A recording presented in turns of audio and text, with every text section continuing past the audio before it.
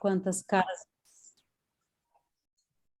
Estamos gravando, certo? Sorria, vocês estão sendo gravados. Vocês estão sendo gravados. Gente, é muito bom estar aqui no nosso segundo encontro. Eu saí do primeiro encontro super feliz, inspirada, estimulada. Tem uma energia muito legal que transparece lá no grupo do WhatsApp. Vamos pôr o link do grupo do WhatsApp aqui no chat. Vai que tem alguém que ainda não entrou. Quem não entrou já pode entrar, porque lá que a gente troca Eu vou as entrar. mensagens, a gente se apresenta. E aí, hoje é com a Gabs, para a gente falar de produção. O encontro passado foi meio que uma geral sobre o curso, nem gosto de chamar de curso, sobre esse encontro, sobre essa troca, essa equipe, os temas, né? Eu joguei aí na roda uma ferramenta, a teoria da mudança, uma ferramenta, uma metodologia para pensar projetos, para quem quiser aproveitar. Mas hoje a ideia é a gente falar mesmo de produção e passar a bola para a Gabs Ambrósia, nossa querida produtora do Queer Lab, produtora também do Risco, produtora de tantas outras coisas e também artista, é uma artista etc., assim como eu. Uma artista que também produz, que também faz outras coisas, que cumpre várias funções. Então, vamos falar de produção? Gente, produção é uma coisa muito louca, porque é uma espécie de faz tudo, é uma espécie de resolução de problemas, é uma espécie de viabilização de trabalhos, é uma espécie de tudo. E, ao mesmo tempo, tem suas peculiaridades, tem seus métodos, tem seus caminhos, tem, né? Então, hoje, a Gabs vai compartilhar um pouco com a gente o que é fazer produção com perspectiva queer, com perspectiva dissidente, com perspectiva não conforme, com perspectiva, né? Hoje, uma perspectiva travesti, uma perspectiva bem bonita e especial. Então, agora é com você, Gabs. Se joga. Muito obrigada, Nath, pelas palavras. Amo. Bom, gente, muito boa noite para todo mundo. Sejam bem-vindos ao nosso segundo encontro. Que delícia! Para quem ainda não colocou no nome ou não estava na aula passada, a gente fez um combinadinho de botar do lado do nosso nome os nossos pronomes entre parênteses, então arrasem aí, adicionem para que assim a gente possa ter uma comunicação massa. Bom, eu sou a Gabs Ambrósia, como a Nath já apresentou, né? Eu faço parte hoje da equipe da Corpo Rastreado e dentro da nossa equipe eu sou responsável pelo projeto do Queer Lab. Foi me passada essa responsa de estar aqui dando essa aula para vocês. E nem gosto também de chamar de aula, acho que a gente tem criado desde o último encontro já essas pistas desse lugar mais de troca de pensamentos, conhecimentos, muito mais do que apenas uma exposição, né? Algo que se passa um conteúdo como é ou não é. Como a Nath já disse também, eu sou atriz, performer, e faz um tempinho que eu comecei a trabalhar no lado de cá da arte, no lado da produção. Já fiz alguns trabalhos dentro da produção. Eu comecei a trabalhar com produção na Núclea Transbord, que vocês já devem ter ouvido, né? A Oru falou um pouco na semana passada do que é a Núclea. Algumas pessoas no grupo se apresentaram como artistas participantes da Núclea. A Núclea Transbord, explicando rapidinho para quem perdeu, a gente gosta de apresentar ela como esse território de deslizamento para que trabalhos de corpos dissidentes possam acontecer. Então, a gente faz essa função de viabilizar o acontecimento desses trabalhos, seja arranjando as salas de ensaio, enfim, todo o processo da produção a gente abraça dentro de alguns projetos. Eu comecei trabalhando na Núclea como atriz e performer, ainda faço trabalhos dentro da Núclea como atriz e performer e também cuido dessa parte da produção. Trabalhando na produção, eu conheci a Gabi, que começou a vir nos nossos encontros da Transbord.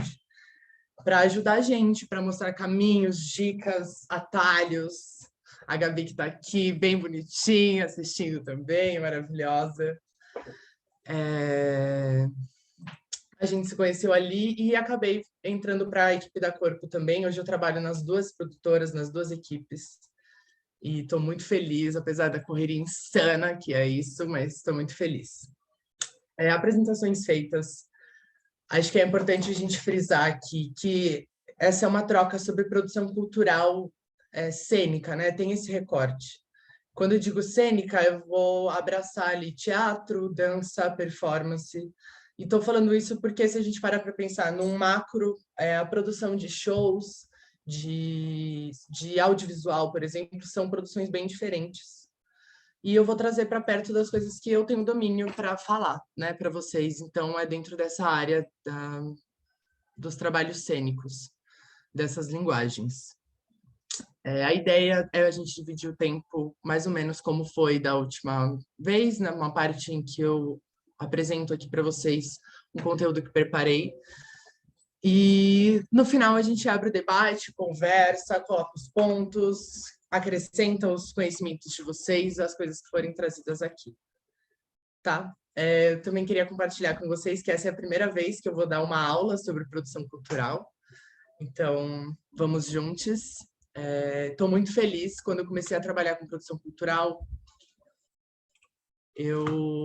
uma das coisas que mais me pegou foi... Bom, eu comecei a trabalhar com produção cultural porque, sendo uma artista independente, era necessário, uma hora se fez necessário que eu soubesse e pudesse fomentar esse lado do meu trabalho também, porque não é sempre que a gente consegue acessar o trabalho de uma produtora, né? Pagar o trabalho de uma produtora, enfim. Comecei a me envolver com isso e fui percebendo quão o conhecimento da produção, ele não é um conhecimento difundido, ele não é um conhecimento passado, ele não é um conhecimento distribuído, né? É difícil a gente achar um curso de produção ou nas próprias formações, né? Nas faculdades, é difícil ter cursos que tenham aulas de produção. Eu, por exemplo, não tive quando fiz faculdade. E quando eu comecei a aprender e entender a importância e a funcionalidade que isso tinha dentro do meu trabalho, a minha vontade era, de fato, multiplicar esse conhecimento, levar para as minhas amigas, para os meus amigos, poderem saber também fazer isso, trabalhar com isso, e cá estamos nós, né, multiplicando esse conhecimento para a gente, muito mais do que a minha bolha, para a gente do Brasil todo, a maioria esmagadora que eu não conheço, apesar de ter lido todas as fichas de inscrição de vocês. É isso, estou muito feliz de estar podendo, de fato, pôr esse plano em prática de quando eu comecei a trabalhar. Uma coisa também que eu lembrei que a gente não falou na semana passada, que é para informar vocês que, assim, todo mundo que vai conduzir um encontro aqui, todo mundo, os professores, né, a gente preparou um material pedagógico, que é o que guia a nossa aula aqui para vocês. Esse material pedagógico está nas mãos da designer que está trabalhando com a gente no projeto, e ela vai montar um material bem bonito e a gente vai disponibilizando eles para vocês. Então, para além das coisas que a gente fala aqui, conversa, vem aí também links, conteúdos a mais. O meu, por exemplo, tem coisas que eu fui buscando com outras pessoas, que eu não vou pautar aqui, porque são coisas mais específicas, mas que eu vou botar lá no meu material pedagógico para vocês. Quero montar um drive bonitinho, também colocar lá. Sim, Nath, é verdade, gente. Eu li todas as propostas. Eu sei quem são vocês. Brincadeira. Foram muitas fichas, muitas pessoas, muitos projetos, muitas apresentações. Então, eu comecei pensando, né, para a gente... E é isso também, eu acho que é importante a gente colocar aqui, pela nossa última conversa, eu vi que tem pessoas que já trabalham com isso, que são escoladas, que manjam, assim, do bafo. E eu quero voltar um pouco mais, eu quero falar com a galera que está começando, que não tem todo o domínio, para a gente ter esse ponto de partida e nivelar todo mundo, assim, para que a gente tenha essa noção, todo mundo junto. Então, separei, escrevi, tentei escrever, sintetizar o que é a produção cultural, né? E escrevi aqui, estou com uma colinha bem bonita aqui no meu computador, porque eu sou dessas, então o olhinho baixando é a colinha dela, tá? Produção cultural o que é a produção cultural, né? A produção cultural, ela está ligada à organização e realização de ações culturais das mais diversas, como shows, peças de teatro, espetáculos de dança, intervenções de performance na cidade, apresentações de circo, por aí vai. A produtora cultural é quem cuida de tudo isso, do que precisa para que esse trabalho aconteça. Né? Começando lá das primeiras ideias, das apresentações, indo para a pré-produção, cuida da produção em si e depois da pós-produção. Né? Ser produtora cultural é ser responsável por muitas coisas, né, dentro de um projeto, por fazer acontecer, né? Então, do micro ao macro, desde o detalhe do figurino que precisa estar pronto ali num determinado momento, num prazo para poder estrear, ao macro de fazer acontecer a cultura no país, né?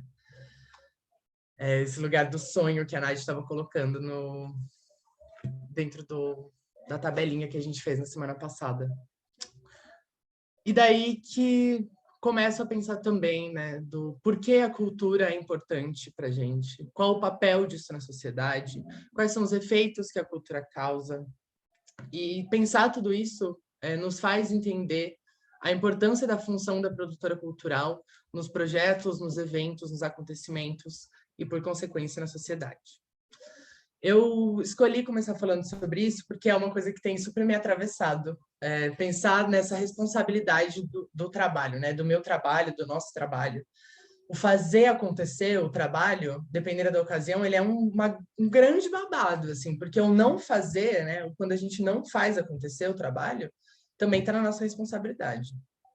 Né? Então, numa peça ou num evento cultural, se o nosso trabalho não rolar direito, se não for bem feito, isso vai atingir diretamente o andar do trabalho como um todo e, por consequência, diretamente o trabalho das outras pessoas que estão ali trabalhando também, né? Então, eu queria que a gente começasse tocando nesses pontos gerais. E aí eu queria propor que a gente fizesse uma leve brincadeirinha aqui no chat e respondesse. Não precisa ser nada filosófico e uau, parágrafos. É para ser uma coisa mais papum mesmo, né? Responder essas coisas. O que é produção cultural? O que é a cultura para você? Como isso reflete na sociedade? Qual a importância disso, de trabalhar com cultura? Qual que é a importância do nosso trabalho com cultura? Seja na produção, seja dentro da cena. Vamos lá. Cadê? Esperando vocês aqui no chat. O que é cultura para vocês? Qual o peso social disso? Tempo. Ih, gente, vou ficar falando sozinha.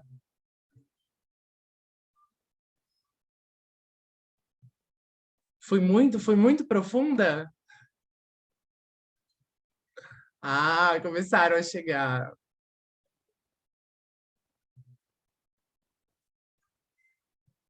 Cadê? Eu já vou lendo. Produção cultural, imagem de dor e sofrimento. Me contempla super. É uma loucura, hein, gente? É uma loucura. É uma delícia? É uma delícia, mas é uma loucura. Mostrar minha perspectiva para outros. Exato. E como isso atravessa para as outras pessoas também, né? Como a nossa perspectiva também vai espelhar das outras pessoas, como a gente amplia o diálogo a partir disso. Reivindicar espaços de fala, de arte e de discurso. Cultura é o início, o meio e o fim. Amo. A cultura é a nossa estrutura. Reforça. Rap, arte é compromisso. É como um míssil que destroça. Sabotagem. Toma referência, meu amor. Cultura nos constrói e nós construímos ela. Cultura é uma forma de ver e de estar no mundo. A cultura é um conjunto de expressões das relações humanas. KKK. Cultura é a criação. Gente, quantos eu tô amando. Cultura é um conjunto de saberes de um povo. Um modo de vida, de pensar, de agir, de expressar e trabalhar. Também tesão e alegria, tipo a vida. Total, tipo a vida, Nath. Produzir a vida. Como seria produzir a sua própria vida? Olha. Cultura é um babado necessário para a gente viver e melhorar a vida de outros. Sim. Cultura no Brasil é um grande delírio. Resistindo sempre. Vamos que vamos. Juntas, que é o mais importante. Um verdadeiro aprendizado de saber respeitar as culturas existentes. Bafo. Delícia ler todas essas ideias e visões, pontos de vista. É isso, assim, quis trazer isso para que a gente começasse a pensar, a abrir esse caminho, assim. Então, eu resolvi preparar algo como passos básicos da produção para a gente começar, da onde que a gente começa a pensar a produção, né? E aí vale ressaltar que, como tudo na vida que a gente faz, para a gente criar habilidade em cima de algo é necessário prática e tempo, né? E também que não existe um jeito só de fazer produção. O que eu vou dizer aqui, o que eu vou contribuir aqui, trazer para vocês, é um pouco do meu ponto de vista, um pouco da minha vivência, da minha trajetória, né? Mas não existe um jeito certo, né? Podem existir caminhos, dicas, atalhos, truques, isso é muito importante, truques, né? Mas esse é um trabalho muito pessoal, né? Apesar de coletivo, ele é um trabalho individual. Então, você vai achar o melhor jeito para você trabalhar, para você se organizar, se planejar melhor. O importante nesse momento é a gente ter essa noção do todo para que a gente possa criar uma estrutura e uma estratégia que seja eficiente e eficaz para o trabalho.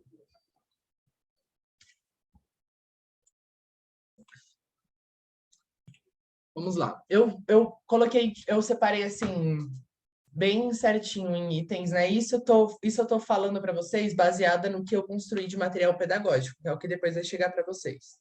Então, os dois primeiros itens que eu vou falar meio juntos, porque para mim eles estão ali, é entender o conceito geral e a ideia do trabalho e as perguntinhas básicas, né? O que, por quê, onde, como.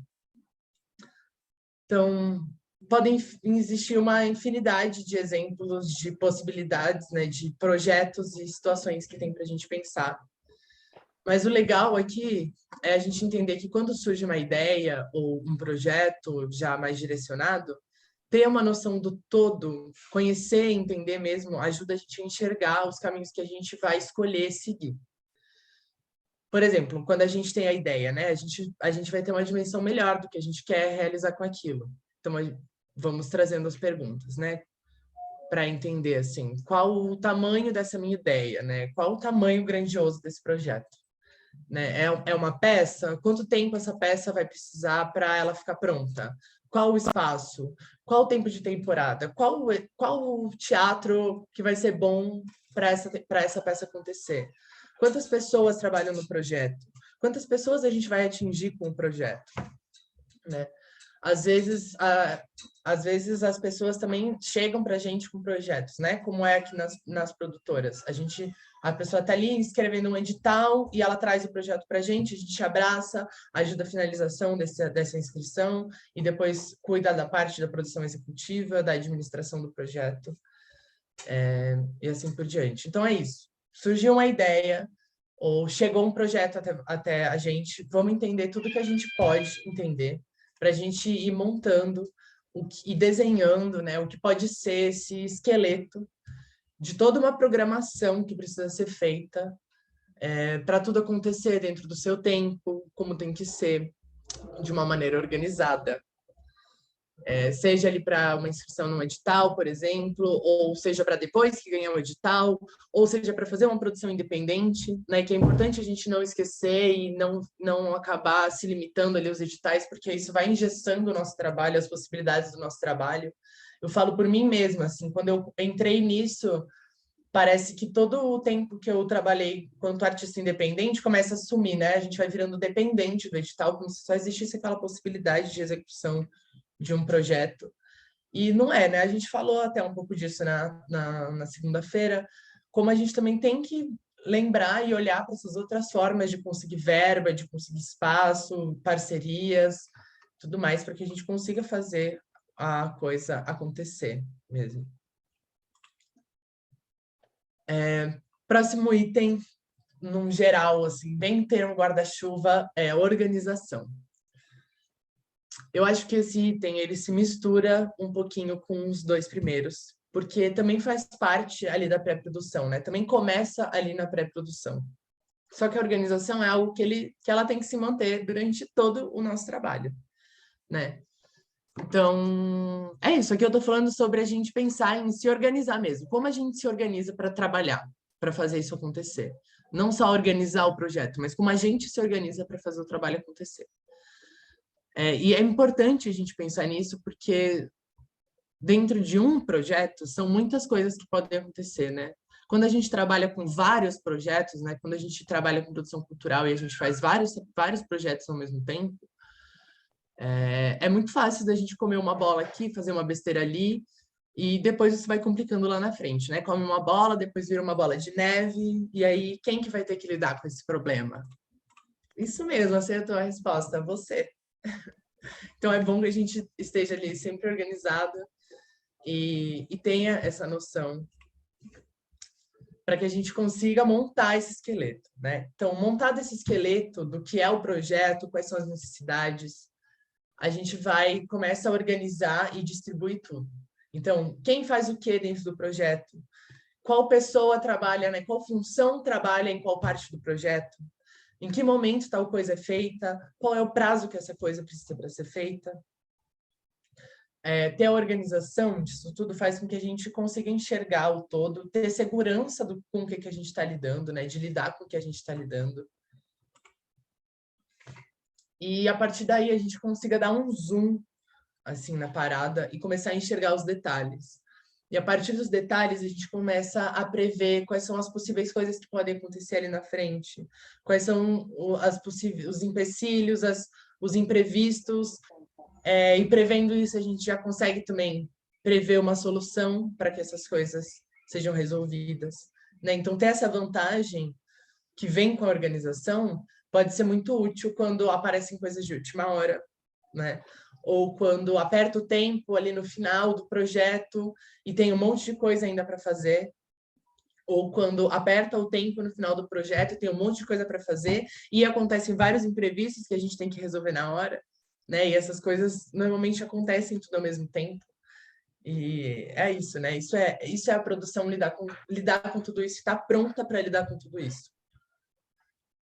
Então, essa parte da organização também é algo que volta ali que eu falei sobre produção ser um trabalho muito pessoal, né? Eu tenho o meu jeitinho de organizar as minhas coisas, como funciona bem para minha cabeça, né? Como eu consigo me organizar ali para fazer as minhas coisas.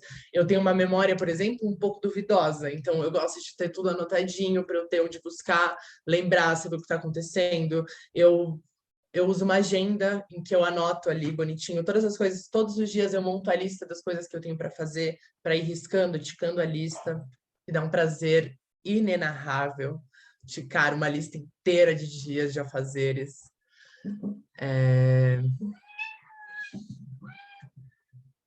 Também uso um caderno grande com os projetos que eu cuido ali separadinhos, e nesse projeto eu vou anotar os dados gerais, as coisas principais do projeto, as atas de reuniões importantes, as coisas que são faladas. Né? Nesse caderno também vão os nomes de todo mundo que faz parte do projeto, o contato de todo mundo. Gosto de fazer uma lista de e-mails. Isso tudo de forma analógica, né? Eu gosto de ter essas coisas no papel, né? O meu jeito, assim. Aí depois eu tenho um drive aqui no meu e-mail com as pastas de cada projeto separadinha, e aí no Drive eu vou usar mais essa questão dos documentos que precisam ser feitos, né, no Word, ou as tabelas, os documentos que precisam ser compartilhados, porque já está ali, né, não dá para eu montar um orçamento no meu caderno, tem que ser ali no Drive. E, enfim, esse mais ou menos um geral de como eu me organizo. E eu sei que isso vai ser próximo do Fidelis, por exemplo, que trabalha comigo, né? Eu comecei a trabalhar na Corpo e eu fui perguntar para ele como que ele se organiza, fui perguntar para as pessoas, aprender como as pessoas se organizam também dentro da organização da Corpo. E a gente tem um jeito muito parecido, ele também usa uma agenda, ele também tem um caderno, ele também usa o Drive. Mas eu sei, por exemplo, que isso difere do trabalho de outras pessoas que trabalham comigo na Transbord, por exemplo. que foi onde eu comecei, onde eu aprendi muita coisa, mas que são pessoas que, apesar de terem me ensinado, trabalham de formas diferentes. Então, é um lugar que a gente pega o conhecimento, ressignifica e usa da melhor forma que for para a gente. Né? Na Transbord, por exemplo, enquanto coletivo, agora falando, né? Na Transbord, a gente tem um drive coletivo no e-mail da Transbord, e todo mundo que trabalha, a gente se não me engano, em 7 pessoas na produção da Transbord. Todo mundo que trabalha ali vai atualizando os arquivos e a gente vai organizando ali. A gente procura ter uma forma organizada de salvar os arquivos dentro da nossa rede para que outras pessoas também saibam acessar, né? Então, um projeto que eu cuido, que não seja só eu que saiba acessar aqueles arquivos, que outras pessoas que não cuidam especificamente daquele projeto, quando precisarem acessar alguma informação, saibam onde encontrar. Né? Na Transbord também, a gente adotou agora há pouco tempo uma plataforma chamada Trello. Eu não sei se todo mundo conhece. Se tiver alguém aí da Transbord puder mandar o link da Trello para a galera, eu agradeço.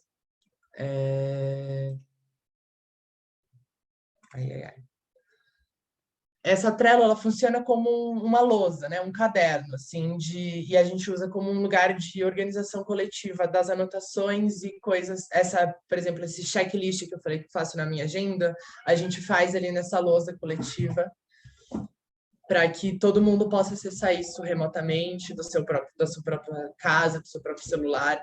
Então, ali a gente sabe o que tem para fazer em cada projeto, tem os post-its bonitinhos para você organizar. Dentro do post-it tem o que tem para fazer em cada projeto, quem está responsável por cada coisa, o que já está em andamento, o que ainda falta, quais são as coisas futuras. A gente monta uma lista de editais que estão abertos, com ordem dos prazos de encerramento, para que a gente tenha uma noção melhor do que qual é a urgência para a gente naquele momento, para que a gente entenda qual projeto vai entrar em qual edital, né, o que combina com cada edital.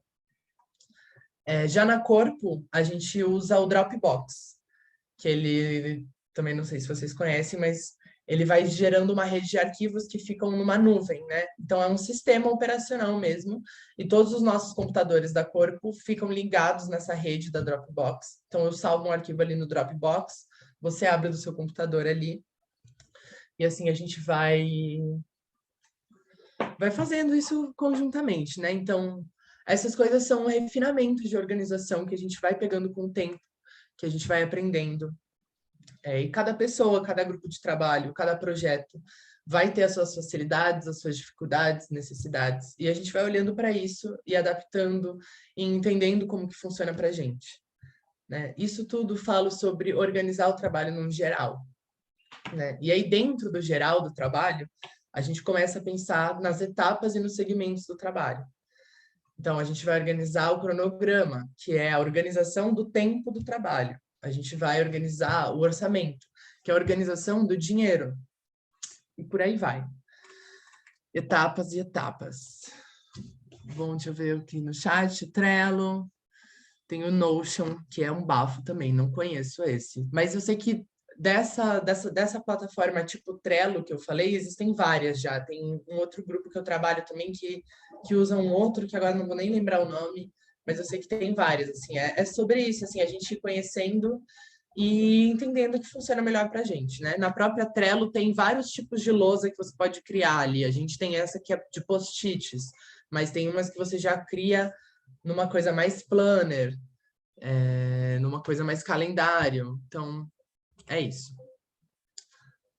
Bom, passando para o próximo item, que é o cronograma, né? Que é organizar e planejar o tempo. Eu, particularmente, gosto muito dessa parte do trabalho. Planejar essa utilização do tempo, a organização, organizar uma boa planilha, um bom cronograma feito, bonitinho, coloridinho, arrumadinho, deixa assim. Os meus toques ficam extremamente satisfeitos.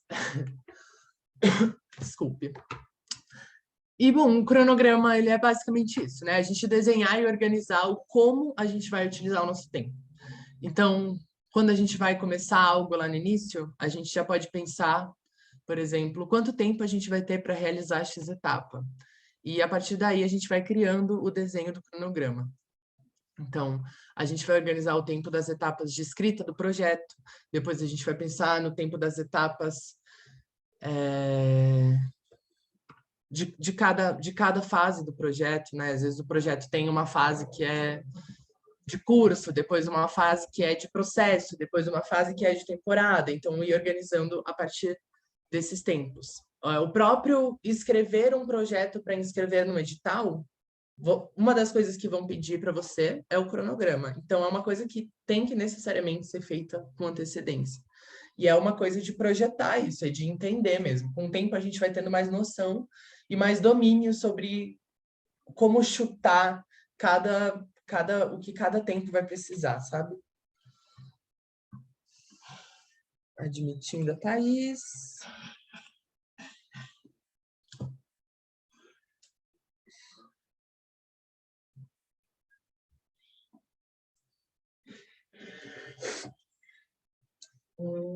Então é isso, né? Voltando aqui, perdi a linha de raciocínio. Vamos lá, eu vou compartilhar uns cronogramas que eu já deixei aqui aberto para compartilhar com vocês. Cronogramas que eu fiz recentemente para os trabalhos que a gente está fazendo aqui na Corpo. Deixa eu ver, conseguir fazer isso aqui para vocês.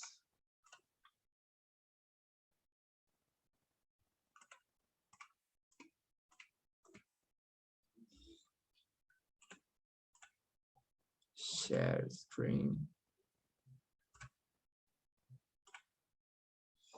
Todo mundo vendo? Alguém me dá uma resposta em áudio aí, que eu não estou vendo vocês. Sim, eu estou vendo aqui. Sim. Mas é isso, ó. Esse cronograma, eu conheci esse cronograma, esse tipo de cronograma, né? Porque é isso, existem vários tipos de cronograma, vários jeitos de se organizar um cronograma. Eu gosto de usar esse. Eu conheci esse cronograma com o nome de cronograma X. E onde está os quadradinhos pintadinhos aqui nos dias, se marca um X, né? Eu gosto de preencher o quadradinho, porque para mim acho que cria esse desenho, dá uma noção melhor, assim, para a gente entender, né? O tamanho de cada etapa, como vai passando. Então, é isso. Aqui em cima a gente organiza o tempo, né? Bonitinho. E aqui do lado a gente organiza as etapas do projeto. Eu gosto de colocar do começo para o final. E aí a gente cria essa diagonal bem espaço-tempo. É mais fácil. É isso. Então, vão ter vários tipos de cronograma. Esse cronograma que eu trouxe aqui, vocês vão ver, ele é um cronograma de 3 meses e especificado os dias, né? Um cronograma que precisa ter especificar melhor quais são os dias, porque ele é uma coisa mais corrida. Mas se a gente vai mandar um cronograma de 12 meses, ele vai ser separado ali em cima por mês. Então, o que cada etapa vai acontecer em cada mês, né?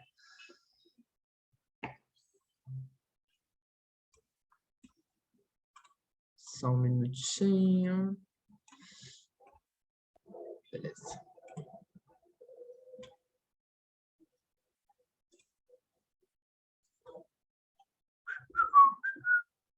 Aí também tem um lance que é interessante, que eu anotei aqui para dar como dica para vocês, que foi uma coisa que, inclusive, aconteceu comigo recentemente, que é isso, né? A gente começa a montar o cronograma. Eu gosto de montar o cronograma ali do começo para o final. Mas tem vezes que vão te pedir um cronograma com o prazo final, né? Então, a gente precisa estar pronto aqui. Quando que a gente precisa começar? Né? E quando a gente começa a pensar do começo ali, a gente vai entender quando que a gente vai terminar o trabalho. Então, se eu vou ganhar o dinheiro do edital em dezembro, a gente vai receber o dinheiro em janeiro, então o trabalho começa em janeiro, planejando se o nosso trabalho vai demorar 10 meses, em outubro a gente acabou, né? Mas se a gente tem esse prazo final, então se eu preciso tá com uma programação de um festival pronta em julho. Não, precisa acontecer um festival em julho. aí a gente começa a voltar, né? Voltar aos passos. O que precisa estar pronto para que esse edital aconteça? Então, para o edital acontecer, a gente tem que estar com a divulgação, que é o passo antes, tem que estar pronto. Para a divulgação acontecer, o designer tem que estar pronto antes. Para o design acontecer, a gente tem que estar com o line do festival todo feito, todo fechado. Para o line do festival estar fechado, a gente precisa ter feito todos os contratos, ter falado com todas as pessoas. Para a gente ter feito isso, a gente precisa dos espaços. Para a gente ter os espaços, a gente precisa do apoio. Então, vai se construindo de trás para frente também, assim. Pode ser uma boa dica. Essa parte dos cronogramas é o que mais me quebra. Preciso aprender a me organizar com cronograma. É isso, é um grande facilitador ali na questão da organização. Né? A questão do tempo é uma coisa importante que a gente organize. Como tudo, né? Mas a questão do tempo é bem uma chave, assim, que a gente vira.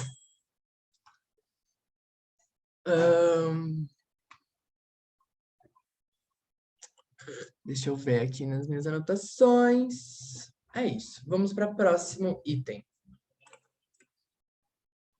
Orçamento. Já com um sorriso amarelo. Eu falo orçamento, já vem o sorriso amarelo. Assim. Orçamento. Essa, para mim, é uma das partes mais chatas do trabalho. Mas é uma parte essencial que a gente conheça, que a gente aprenda e que a gente saiba fazer, né? Por quê? Porque é importante que a gente tenha autonomia para lidar com o dinheiro, né? Para a gente poder criar, para a gente poder solucionar as coisas que aconteçam, os imprevistos, para a gente fazer acontecer, né? Para que a gente possa fazer acontecer, mesmo que a gente trabalhe com pessoas que vão ser responsáveis por essa parte específica do trabalho, né? Na Corpo, por exemplo, a gente tem uma parte da equipe que cuida majoritariamente dessa parte financeiro, administrativo. Eu poderia deixar tudo na mão delas? Poderia, mas entende que vai criando-se uma dependência, né? E normalmente a gente que é das artes vai ter uma dificuldade melhor de lidar com dinheiro. Então é importante que seja um conhecimento que a gente vá atrás, que a gente aprenda de fato, que a gente saiba organizar.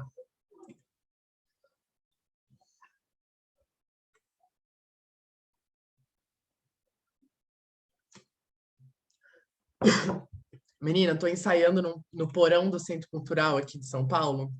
E é um pó danado lá, com esse tempo que tá seco aqui. A minha garganta tá assim, ó, triste. Mas vamos lá.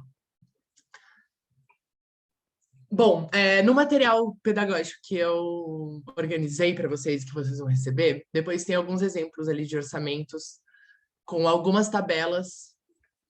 E essas tabelas já vêm com as fórmulas bonitinhas. E isso é um adianto de vida. Depois que a Gabi me apresentou as fórmulas no Excel, a minha vida mudou. E essa tabela já vem bonitinha, assim, então você bota ali, é R$100 para 4 meses, ele já faz a multiplicação, já bota no total, isso já soma ali para baixo. É isso, assim. Então, entendendo o projeto como um todo, né, tendo esse esqueleto, a gente consegue ter uma facilidade maior de projetar o orçamento, assim como o cronograma. E também existem algumas formas da gente fazer isso, da gente dividir um orçamento, da gente trabalhar isso. E a gente vai entender e projetar como o dinheiro pode ser gasto, né?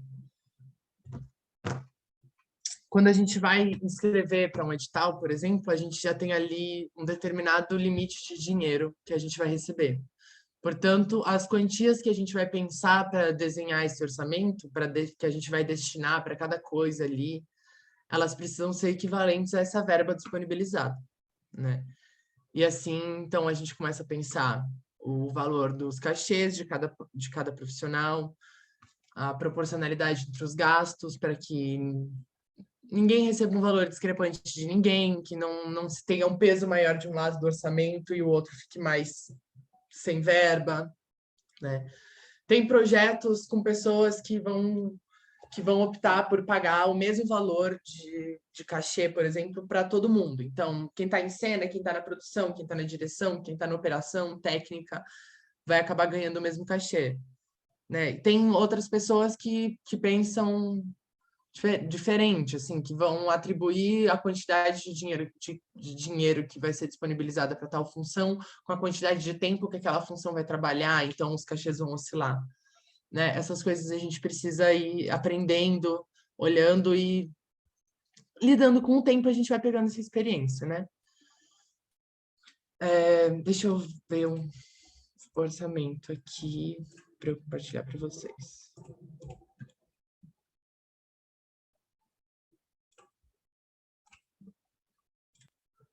Ó, esse é um orçamento de um projeto da Transbord. Aquele que eu mostrei, o cronograma que eu mostrei de um projeto da Corpo, né? Esse é de um projeto da Transbord, que a gente mandou para o PROAC agora.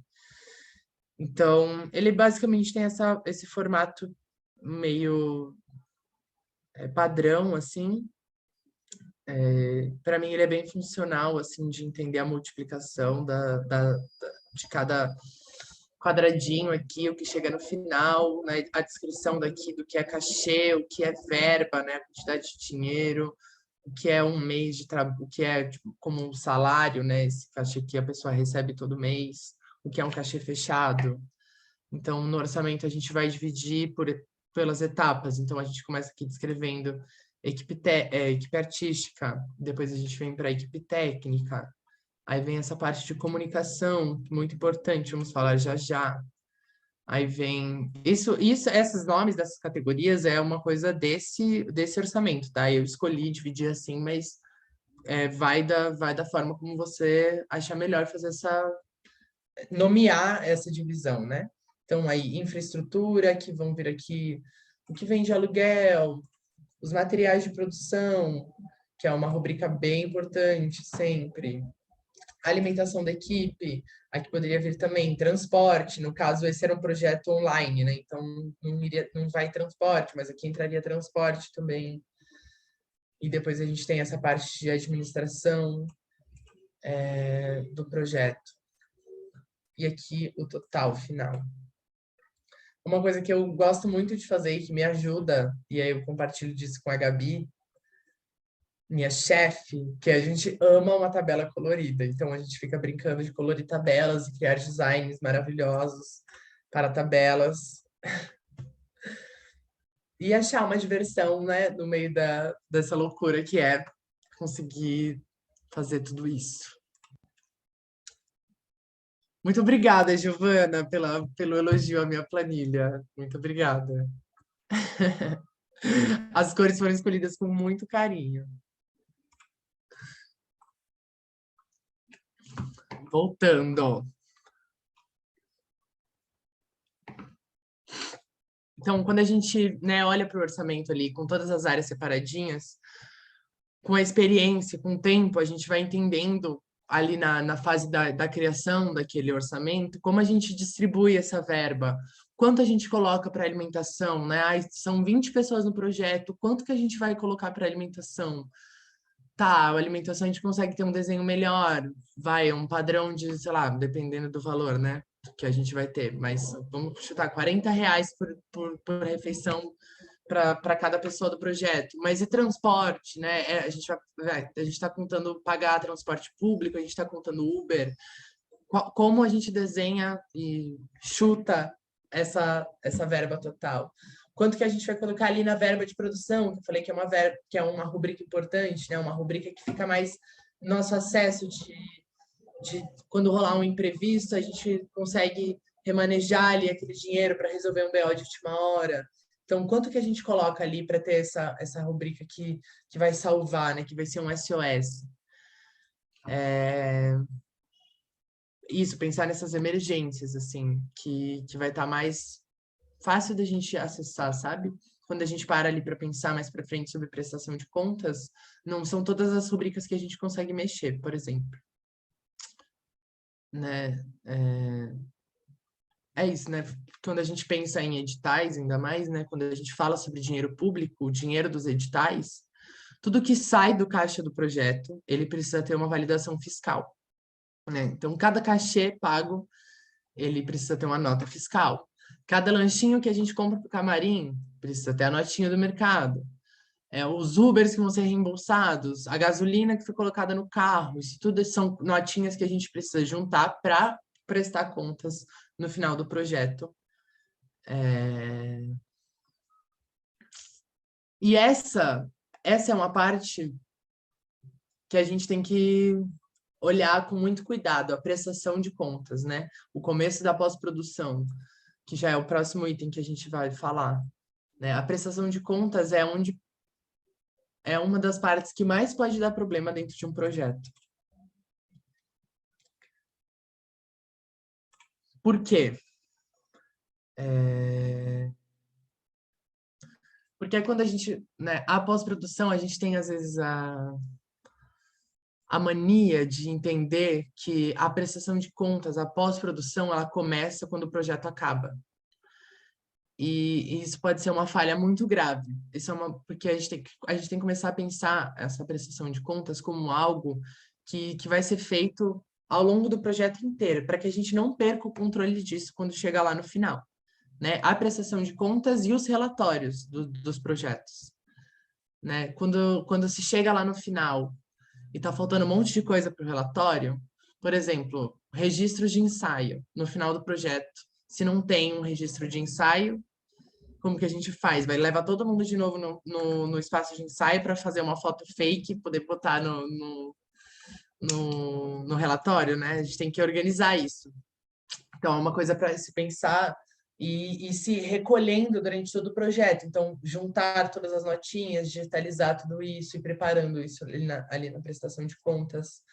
Essa coisa de fotos, registros do projeto, é um projeto online, printa todos os encontros, tem que ter isso salvo numa pasta, a gente vai montando esse documento. Eu mesma não tenho muita experiência com essa parte, estou aprendendo muito isso aqui agora que eu estou trabalhando na Corpo. Porque também é uma parte complicada, é uma parte que acaba sendo mais burocrática, porque é uma parte que ela vai e volta com a organização do edital, né? Precisa de aprovação, então você vai mandar um relatório e pode ser que o PROAC não aprove o seu relatório. Eles vão te devolver e você tem que arrumar. Então acaba sendo uma parte mais minuciosa e detalhista dentro do âmbito da burocracia que é o edital, né? Então, de novo, assim, é dica de ouro, é importante que a gente olhe para a prestação de contas, para o relatório, para a pós-produção, como algo que comece lá e que esteja junto durante toda a caminhada do projeto, tá?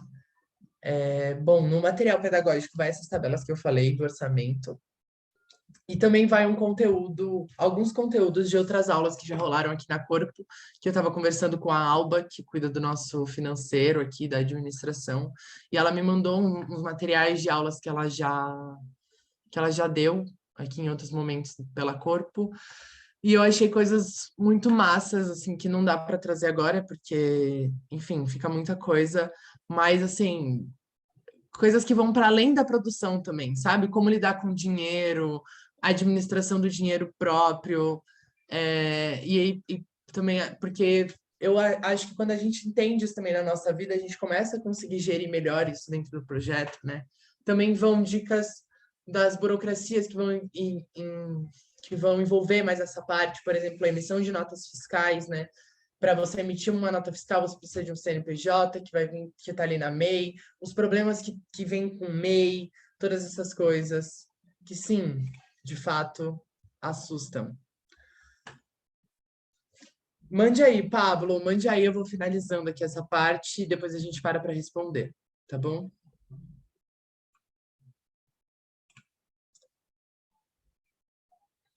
Chegando ao fim dos itens aqui que eu coloquei, o último item que eu deixei aqui separado é divulgação e comunicação. Esse é um tópico importantíssimo para o nosso trabalho, principalmente, né, 2022. O jogo está todo aí. É aí que a gente começa a levar o nosso trabalho, para o público, né? Que volta para aquilo que a gente falou lá no começo, né? Que é sobre promover a cultura, né? E promover a cultura de forma efetiva, né? Que a gente consiga chegar no público, né?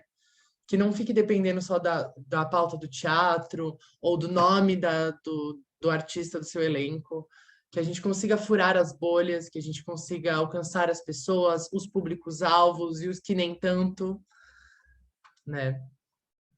uma coisa que eu e a Gabi, a gente conversa, que a gente fala...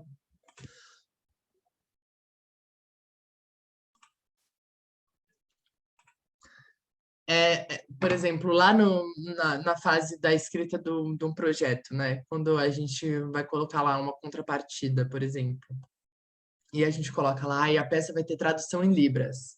E aí tá escrito lá no projeto, a peça vai ter tradução em Libras, você precisa fazer isso.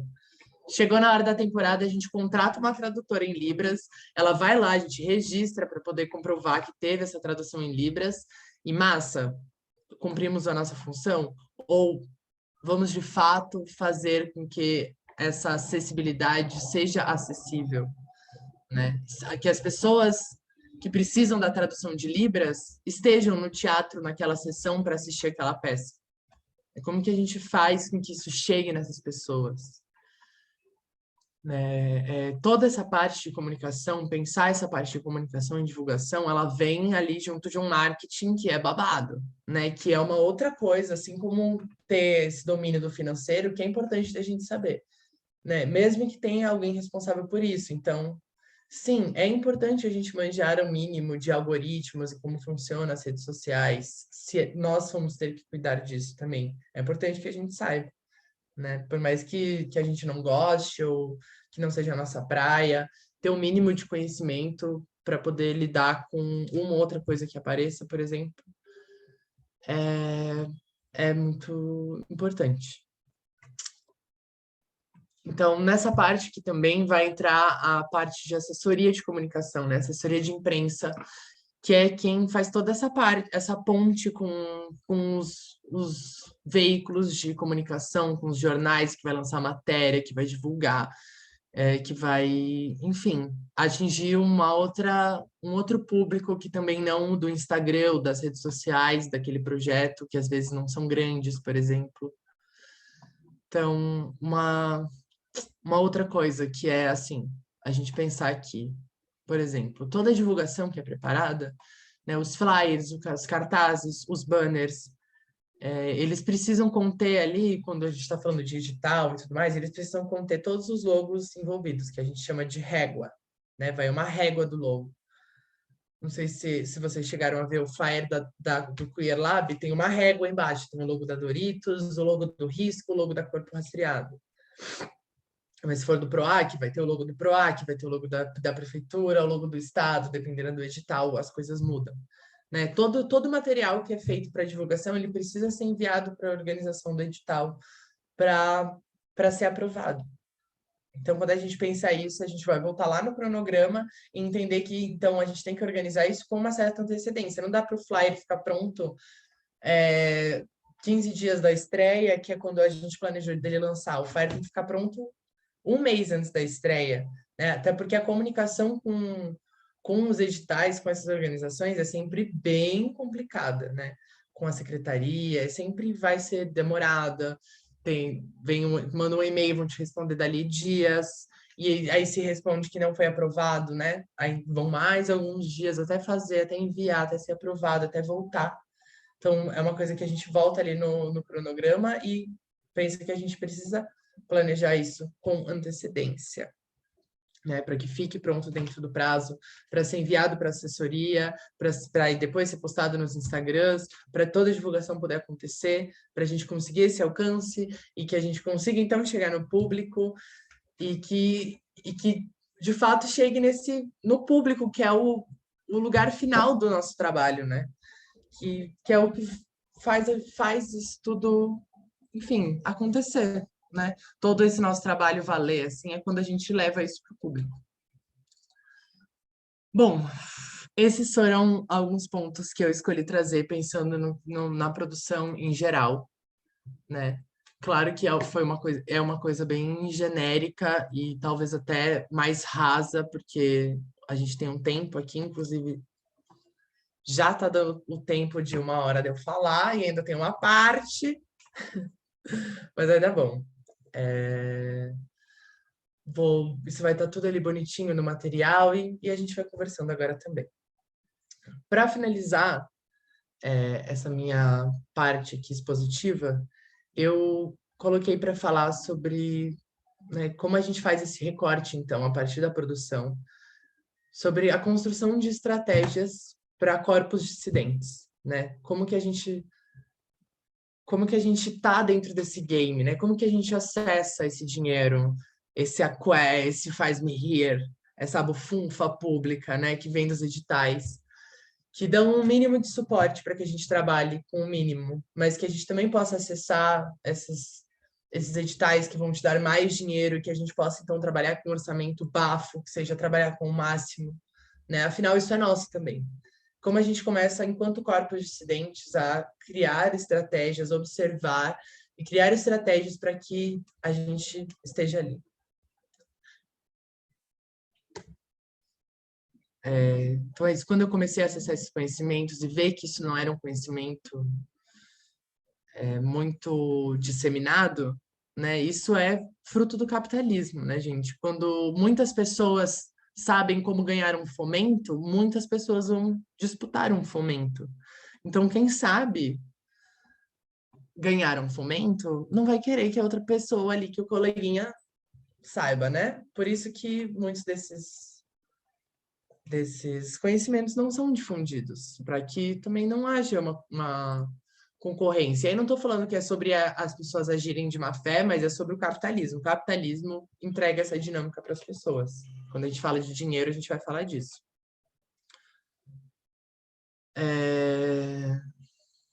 Então é isso.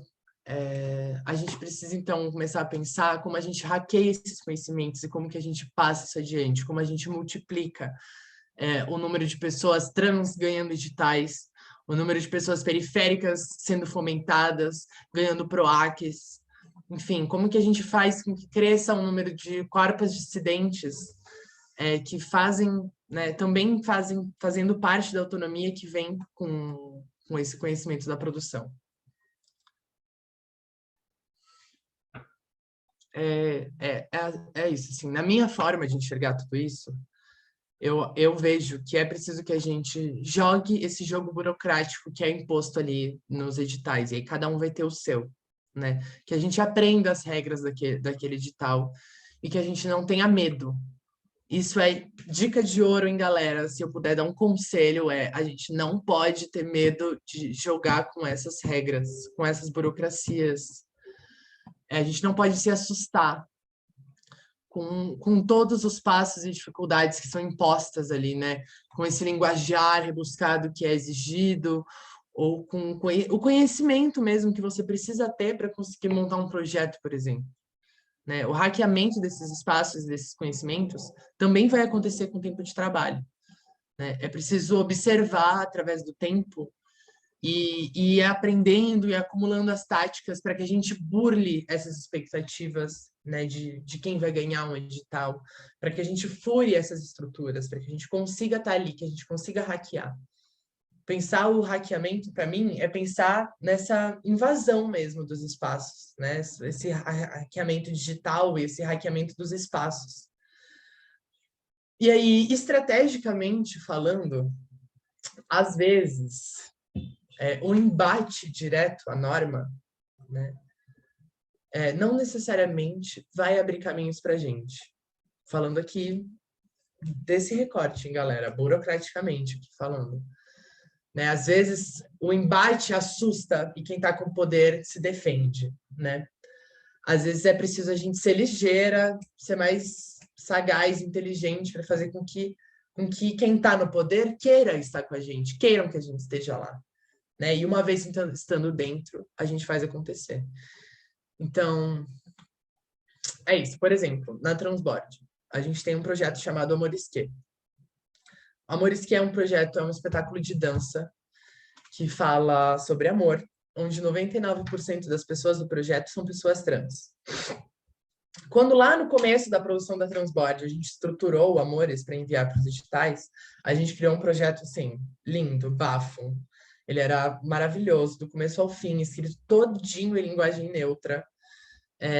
A gente contava através das subjetividades da poesia daqueles corpos. Ele era todo poético, né? Não tinha essa dureza objetiva A gente contava o que era e como era de uma maneira totalmente artística, numa coisa que combina com a gente, né? A gente fez algo que, de fato, contasse para quem está lendo quem somos nós, qual é a nossa ideia com aquele projeto, e não, né, a listinha ali, o textinho que já é o esperado.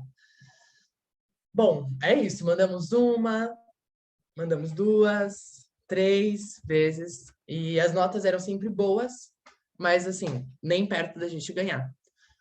Fui passando o tempo, a gente foi vendo outros projetos da Núclea ganharem antes desse, mas o Amores, que foi o nosso primeiro, nada. E aí um dia a gente estava numa reunião, assim, super inflamadas, conversando sobre isso, sobre a necessidade que a gente precisava de fazer o Amores acontecer. Me deu um clique. E a gente estava para inscrever de novo, o mesmo projeto não vai. E me deu um clique, eu sugeri para a galera que era responsável pela inscrição ali naquele momento, que a gente repaginasse todo o projeto, que a gente tirasse a linguagem neutra, que a gente adequasse a poética, né, ali com textos que comunicassem diretamente. E, bom, dito e feito, né? A gente fez isso e a gente foi contemplado com o edital do Vai.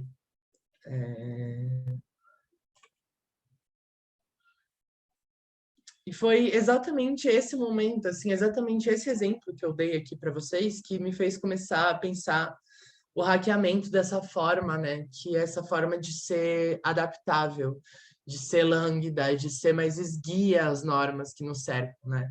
Eu acho ter que abrir mão de certas coisas que eu acredito para ter a chance de ganhar algo. Eu acho eu acho foda. Eu fico braba, mas eu prefiro ficar braba nessa etapa, receber o meu dinheiro, pagar todo mundo que está dentro daquele projeto, contar para eles de uma forma mais fria e burlar isso e conseguir entrar nesse lugar, acessar esse dinheiro. Então, quando eles viam um projeto todo em linguagem neutra, eles não davam a verba para a gente. Né? Isso assusta, isso bate de frente com eles, com o que eles vão pensar. Quando você fala do jeito que eles gostam de escutar, pronto, eles gostaram mais do seu projeto. Né? A gente pautava, era assim, negrito, assim, destaque no projeto escrito 99% do projeto de pessoas trans. A gente tirou isso, né? A Nath falou na última reunião, a Nath falou assim, olha, não adequem os trabalhos de vocês ao edital. E eu concordo com ela. Não adequem os trabalhos de vocês ao edital, mas o projeto é uma coisa para que a gente pode pensar. Porque o projeto é como a gente fala do nosso trabalho, né? Como a gente vende isso. E é aí que está a sagacidade de conseguir acessar a pessoa que tem o poder. Né? Depois eu vou parar para ler todas as coisas que vocês estão mandando, tá, gente? Só para não perder aqui o fio da meada.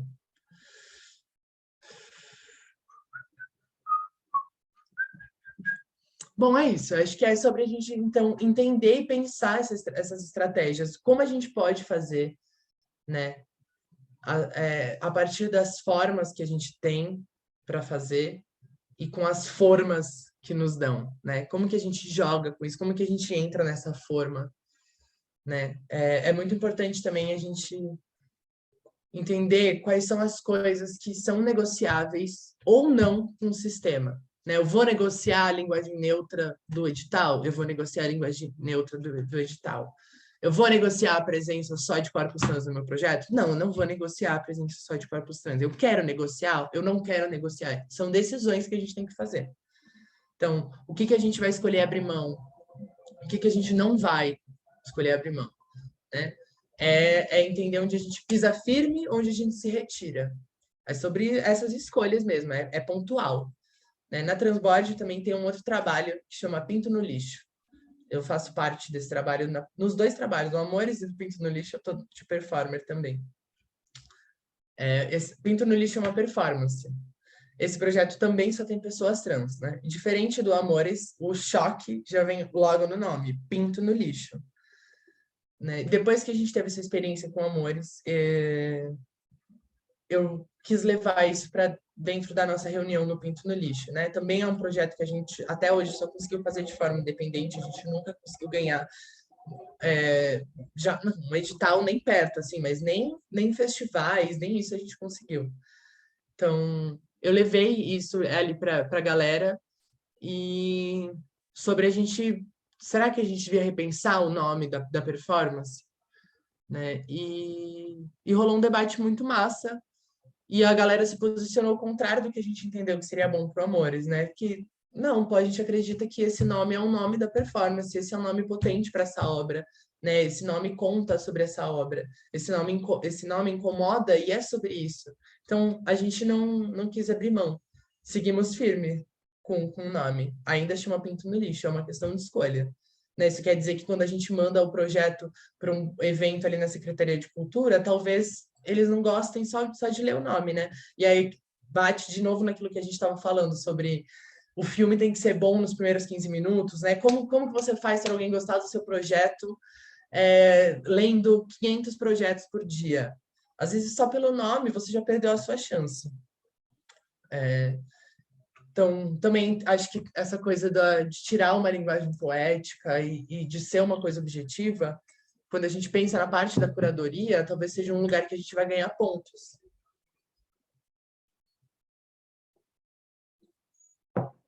Eu acho que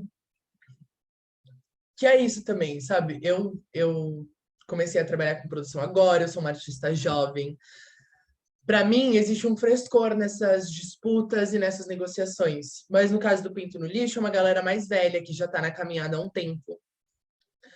E essa galera já não quer mais adequar os seus trabalhos a isso, sabe? Ah, não é para incomodar? Então vai incomodar mesmo, saca?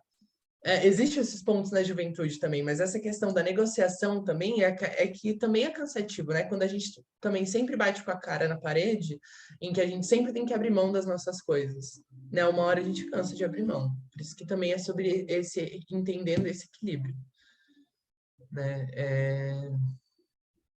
E é isso, assim como tudo que eu falei até agora, né? Nada disso é uma verdade, assim, esse é um ponto de vista de quem trabalha com isso, é o meu ponto de vista, né? Ter ganhado esse edital do Amores, que a gente inclusive está trabalhando agora, a gente começa os ensaios essa semana,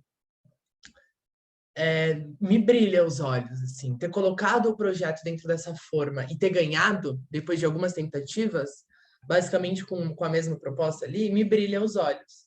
Mas é isso, a gente tem que ter o pé no chão, é entender qual é o jogo que a gente está jogando, qual que é o game disso tudo, né? E essa parte da negociação, como eu falei ali antes, é sobre a gente não ter medo de fazer isso. A gente não pode ser intimidado, sabe? A gente não pode olhar de baixo, a gente tem que olhar de igual para essas questões da inscrição, para essas negociações, para as etapas de escrita de um projeto, para que elas não nos assustem, para que elas não nos amedrontem, para que a gente tenha uma visão mais fria e racional daquilo que a gente consiga solucionar, né? Então, quando a gente for avaliar isso, sobre como a gente vai falar o nosso projeto, como a gente vai vender, né? É legal se ligar em que edital que a gente está escrevendo, o que esse edital está pedindo, quais projetos esse edital premiou nas edições passadas. Isso é uma coisa muito, muito massa da gente ver, porque a gente vai entender o que esse edital gosta, o que o Fomento gosta de, de premiar. Né? Qual é o tipo de estrutura de um projeto que o Fomento dá o prêmio, né? Seleciona. Se possível, melhor ainda, se a gente conseguir os projetos que ganharam, ler o projeto, aprender com aquilo também, acumular aquele conhecimento, né? Uma coisa que também estava conversando sobre esses dias, que é uma coisa que me escapa muito, né? Eu quase nunca me ligava nisso, eu acredito que a maioria aqui também às vezes não vai se ligar nisso, mas é se ligar em quem é a comissão julgadora daquele edital. Isso é uma coisa muito importante, né? Existem votações para a comissão de julgadores e muitas vezes isso nem chega na gente. Se você não é uma pessoa ativa ali no meio do teatro, né? Falando aqui da cena de São Paulo, se você não está ali na cooperativa atento com essas coisas, às vezes essa informação nem vai chegar para você, né? E pensar que a comissão jogadora, faz toda a diferença, né? Tem um projeto aqui da Corpo que se chama Segunda Queda. Nesse projeto, nós somos em cena umas 20 pessoas trans. É um bafo, a gente se apresentou uma vez no Teatro Oficina, tem esse vídeo no YouTube, depois, se alguém quiser, me cobrem, eu mando lá no grupo. É foda, assim, um trabalho foda. Aí a gente se juntou, fez todo um trabalho com o elenco inteiro para montar um projeto de fomento, e cheio de coisas, etapas, cursos, convidados, temporadas, circulação, um monte de coisa. Ficou foda. Enviamos, saiu o resultado. Pontuação altíssima. Tipo, a gente quase foi selecionado, mas foi um quase, né? Passou o ano, a gente se reuniu, vamos enviar de novo, vamos enviar de novo. Pegamos um projeto, a gente repaginou o projeto todo, a gente trocou ali um ou outro detalhe, a gente reenviou o projeto. Outro ano, outra comissão, né? A gente ficou, tipo, em penúltimo lugar de nota do negócio, assim. E isso foi foda, isso foi um baque dentro do grupo, assim, porque é ver que a gente está à mercê disso, né? É um pouco desanimador falar sobre isso, que a gente está na mão dessa hegemonia do poder, né? Essa hegemonia branca, cisgênera, heterossexual. Mas é isso, sim. São esses momentos, por exemplo, que a gente está aqui de troca de conhecimento, de conhecer as pessoas, de poder beber de outras fontes, de criar esses laços, criar essa rede. É um lugar da gente encher o Edi de força, assim, e, e tirar o medo da nossa frente, para que a gente consiga, de fato, hackear esses lugares, para que a gente consiga, de fato, multiplicar esses direitos, né, que são nossos, que a gente tem que estar lá, né? E, bom, é isso, assim, acho que finalizo aqui a minha parte, que eu planejei de trazer, que era esse plano geral, mais esse recorte da produção de corpos dissidentes. Vou ler o chat agora. No PROAC, você pode solicitar remanejamento de valor de alguma rubrica a essa flexibilidade? Em geral, sempre tem essa flexibilidade. O que tem que prestar atenção é que a gente não vai poder mudar um objetivo do projeto, a gente não vai poder mudar o objeto do projeto. Mas quando a gente identifica que vai precisar remanejar, tirar um dinheiro daqui e botar ali, a gente vai organizar, então, uma nova tabela do remanejamento desse orçamento, a gente manda para a comissão né, do edital, e eles aprovam ou não o que a gente pede ali na alteração. Então, também é importante isso, assim, não adianta eu mandar o pedido de alteração e pagar já o que a gente colocou na nova planilha. Não, a gente tem que esperar receber a validação dessa alteração no orçamento para que a gente possa fazer. Esse ponto é importantíssimo, porque acho bacana pensar também que os pareceristas leem milhares de projetos. A objetividade pode ser um facilitador na criação de sentidos relevantes para a aprovação do projeto. Total. Essa parte sobre enxugar essa poesia, né? Essa coisa. Eu acho que é isso, assim. Como tem essa demanda muito grande, é importante que a gente enxugue, que seja objetivo, que a pessoa tenha aquele pitching de elevador, né, Nath? É assim que fala, né? Oru falou, calma, leoas do sistema. É isso, amor. Não queira, elas vão disfarçadas mesmo. É isso, entendeu? A gente tem que, aqui na Corpo, a Gabi fala muito isso também. A gente, tipo, a gente vai falar para eles, a gente não precisa falar para eles necessariamente o que é que a gente vai fazer para eles. A gente vai contar para eles o que é que eles estão dando dinheiro. E aí a gente vai pegar esse dinheiro e vai fazer do nosso jeito. A gente tem que prestar conta daquilo que a gente falou para eles. Mas a gente consegue, com astúcia, camuflar essas coisas e jogar com isso. E mais uma vez também, com o tempo, a gente vai pegando habilidade, a gente vai aprendendo a dançar a dança deles, a gente vai aprendendo como que a gente faz isso. Né? Não é uma coisa que tem uma cartilha aqui para vocês de truques para se dar no PROAC. Não vai ser assim, cada coisa vai ter a sua especificidade. Né? Gabs, mas você não acha que a gente está num momento de hype sobre questões identitárias, tipo desse modo? Tu acha que certas palavras mais na lata ainda dificultam a aprovação? Sim, acho. Justamente por essa experiência com Amores, estamos num momento de hype sobre questões identitárias. Hype, eu nem gosto de falar dessa forma, mas entendi o que você quis dizer. Acho que sim, eu acho que os editais estão pedindo cada vez mais isso, cada vez mais esses dados, frisando mais essas coisas, mas nem sempre isso vai chegar ali no final, né? Isso nem sempre vai de fato pautar uma escolha ali no final. Às vezes vai pautar a cota, né? Mas o todo, não acho que o seu trabalho tem 90% de pessoas trans, PCDs, vai ser uma pontuação boa para o seu projeto. Realmente não bota essa confiança na galera do poder. Yaga diz, é sobre coração, coração, coração. A Yaga trabalha comigo na Transbord, foi uma das pessoas que começou a me ensinar o rolê da produção, assim. É nóis, mana. Alguém depois me adiciona no grupo. Vini, tá rolando um link aqui no chat do grupo. Se você rolar o chat.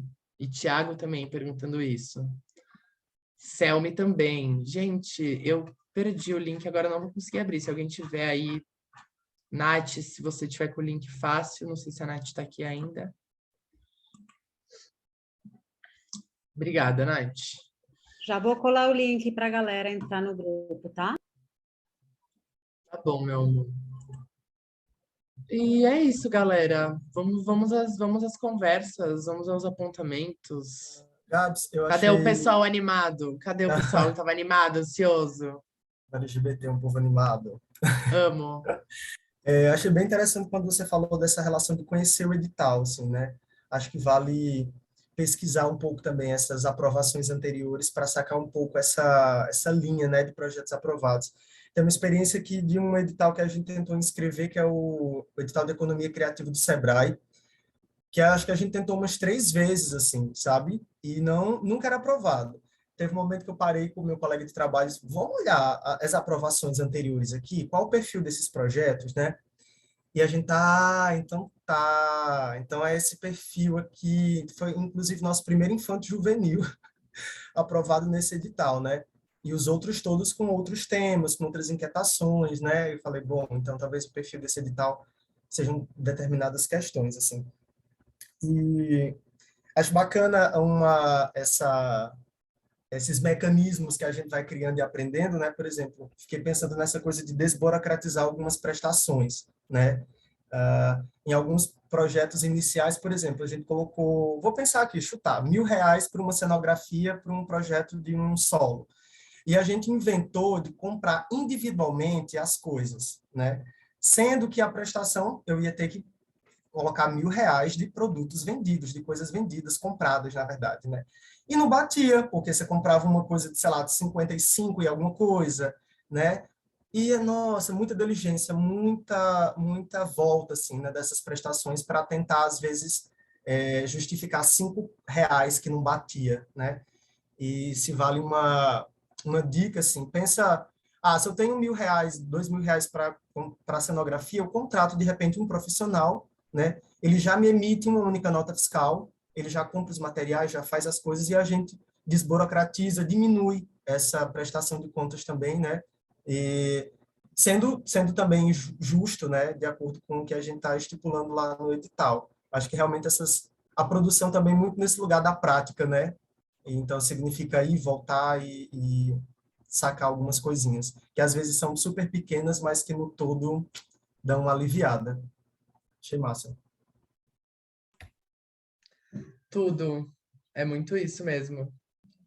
E é isso, assim, é uma coisa que a gente vai aprendendo com o tempo, né? Só se fudendo com R$ 5 no final da prestação de contas é que a gente aprende que, porra, podia ter facilitado, sabe? Pai mandou aqui. Também pensando nos orçamentos, tem alguma estratégia para evitar acabar criando hierarquias nos cachês por função? Como lidar com essa questão? Eu não sei assim, dizer estratégias, eu acho que é uma questão de escolha, sabe? Uma questão de você escolher como você quer lidar com o dinheiro e pagamento dos profissionais envolvidos dentro do projeto. Depois que me foi apresentada essa escolha de pagar igual para todo mundo, me agradou muito, assim, eu acho que eu gosto muito de trabalhar com essa forma, assim. E aí, se há diferença de tempo de trabalho, eu prefiro diferenciar pela quantidade do trabalho, assim, não pela hierarquia do trabalho, sabe? Eu não acho que o diretor precisa ganhar mais que o ator, a não ser que o diretor trabalhe mais tempo que o ator, né? Então, se a produção vai trabalhar 12 meses de projeto, o elenco vai trabalhar 5, então a gente vai pagar R$ 1.000 por mês para todo mundo, cada um vai ganhar o equivalente à sua quantidade de trabalhos, e não a sua hierarquia dentro do projeto. Respondi, Fai. É Fai?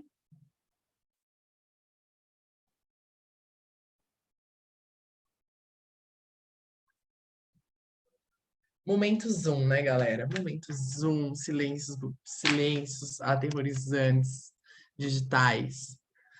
Quem vem? Quem fala? A gente ainda tem meia hora para conversar. Cadê? Elza, o que nos ajuda muito na hora do pagamento é calcular, a exemplo, a hora de trabalho de cada profissional de acordo com o mercado mesmo. Também dá para ir pegando o piso salarial que está no mercado e atribuindo isso. Massa. Uma boa dica também. Olha aí, Fai. Mais uma para você.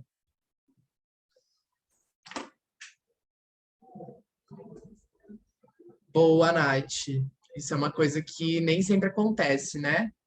Então, acho que é um lugar massa de se pensar e de se colocar o seu trabalho, assim, ter essa transparência com todo mundo do projeto, de ter isso sempre conversado, né? Principalmente quando eu acho, assim, quando a gente está trabalhando com pessoas próximas, né? Quando a gente trabalha com amizades, tudo mais, porra, dinheiro é a coisa mais fácil de dar uma treta, assim. Então, é sempre legal que a gente esteja sempre conversado, que todo mundo saiba isso abertamente, qual é o cachê de cada pessoa. Mas é isso. E aí, Nath, quer falar alguma coisa? Gabi, quer falar alguma coisa? A galera da equipe pedagógica, cadê vocês?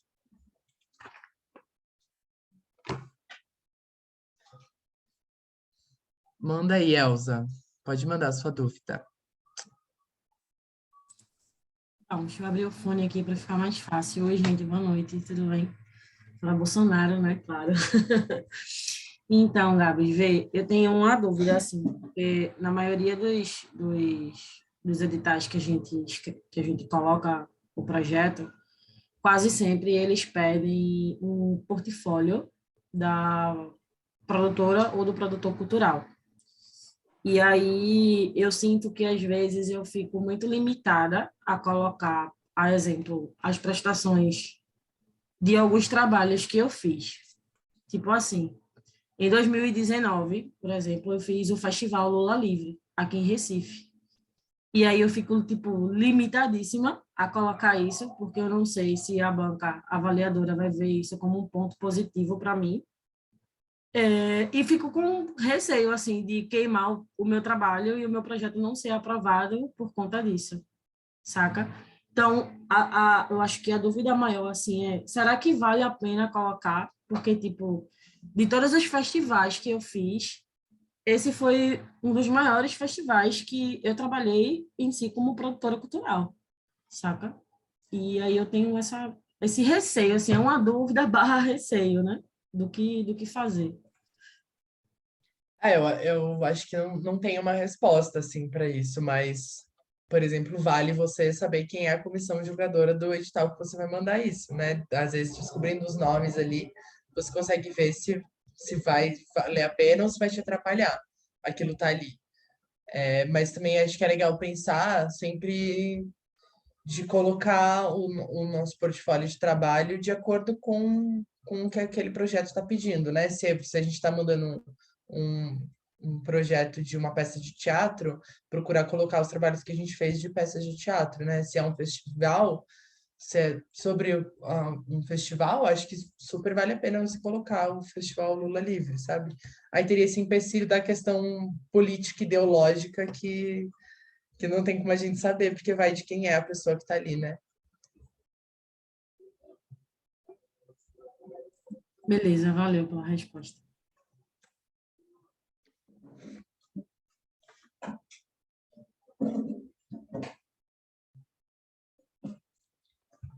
Quem vai, quem vem? Yuri diz: a questão do nome vale desde a criação do CNPJ de uma eventual produtora, por exemplo. A questão do nome do projeto se vale desde a criação do CNPJ de uma eventual produtora. Acho que sim, né? Eu acho que tipo, se a gente vai para pensar sobre esse ponto, eu acho que o nome da produtora, se fosse uma produtora chamada Produtora Pinto no Lixo, talvez não fosse uma produtora muito bem vista aos olhos burocratas.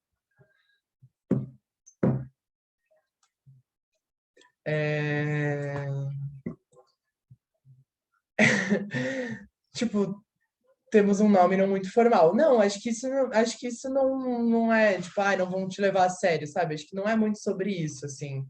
Acho que é sobre levar para outros lugares, saca?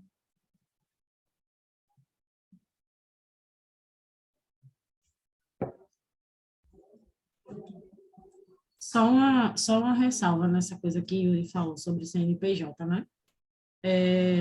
Você não necessariamente precisa trabalhar com o nome que consta no CNPJ. Você pode fazer um nome fantasia, contanto que esse nome fantasia não tenha no mercado. Acho que isso é um bom caminho, assim, para se criar, sabe?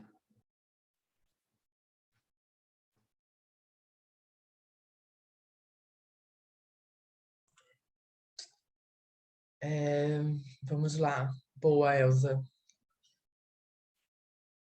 Maia diz: amiga, aquela velha lenda de no orçamento não usar o limite máximo do edital é real? KKKKK. Tipo, sempre ouvi falar que o ideal seria orçar um projeto com menos do que o edital permite. Exemplo, um projeto de 40, 45 ou até menos num edital de 50 mil.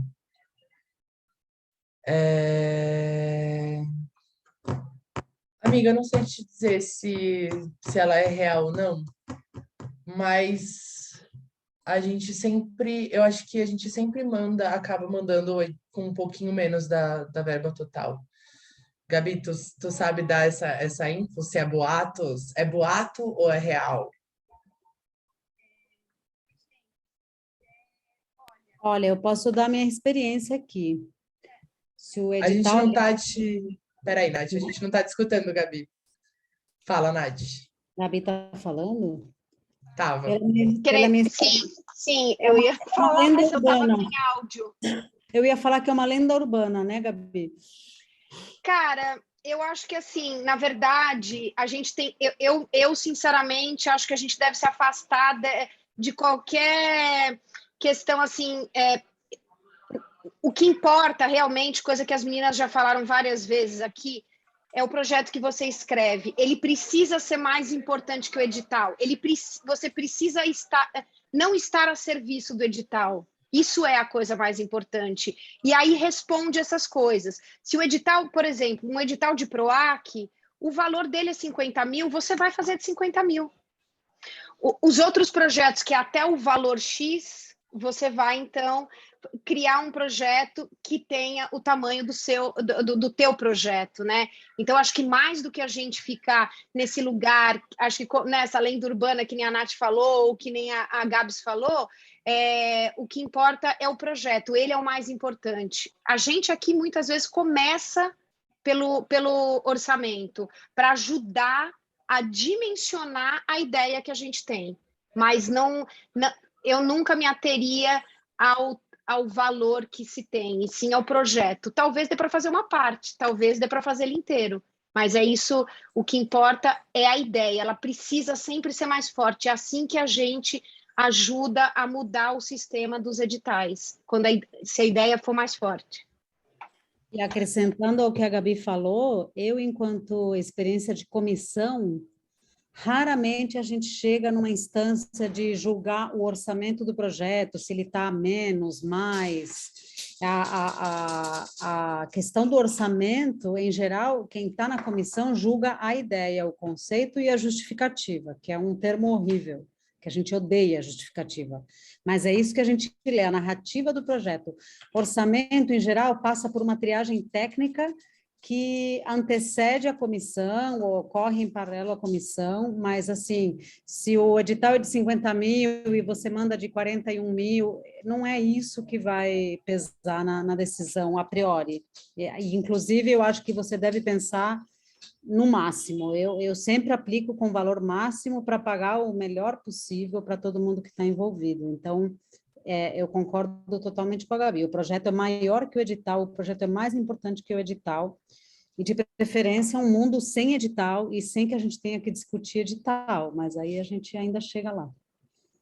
Eu acho legal essa coisa de pensar o projeto como maior que o edital, porque às vezes a gente limita o acontecimento do projeto ao que a gente coloca ali no projeto, ao acontecimento do trabalho, ao que a gente coloca no projeto para mandar para um edital, né? A peça, quando a gente escreve ali o projeto do edital, uma peça de teatro com uma temporada, e a gente ganha, esse trabalho não vai acabar ali naquela temporada que o PROAC pagou, sabe? O trabalho tem que ser maior que aquilo. A gente trabalhou para tudo isso, eles pagaram uma etapa do nosso trabalho e, sei lá, agora vamos circular, vamos fazer outras coisas, vamos escrever outro edital. Pensar isso, o projeto ser maior que o edital também nesse sentido, sabe? De continuidade do trabalho que a gente faz, assim, porque senão às vezes a gente ganha, aí o projeto acontece e aí acaba morrendo, assim. Então, é interessante pensar nisso. Tem também compartilhar aqui de uma experiência, por exemplo, dependendo do edital, tem um edital que a gente contemplou aqui que é de apoio, né? Então, eles já sabem que o valor que eles estão disponibilizando de apoio. Então, na planilha orçamentária que a gente inscreve, a gente tem ou a opção de mandar, de repente, o nosso projeto dentro do valor estipulado de apoio, por exemplo, R$ 10.000. Aí a gente pode realmente fazer uma planilha orçamentária constando somente esses R$ 10.000, ou a gente pode fazer uma planilha orçamentária mais realista, de acordo com o projeto que a gente quer realizar. Por exemplo, a gente sabe que o apoio é de 10 mil, mas o valor total do projeto que eu quero realizar é 40 mil. Aí a gente diz que o nosso projeto é 40 mil, coloca a planilha orçamentária e diz que o valor de apoio vai ser responsável por pagar, por exemplo, sei lá, 3 fornecedores, né? Então, é uma forma também, né, de adotar essa relação com o edital, né? Demonstrando o nosso valor real do projeto, aquele que a gente gostaria que fosse, ou, de repente, se adequando para o valor que a gente já sabe que ele vai disponibilizar, né? Total, muito bom.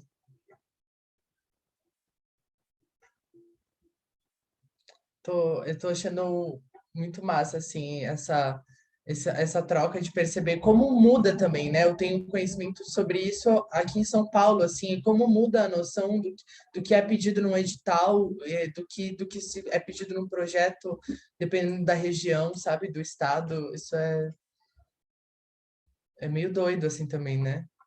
Que a gente tem que ir pegando esses conhecimentos e adaptando, de fato, ao que a nossa realidade vai pedir, assim.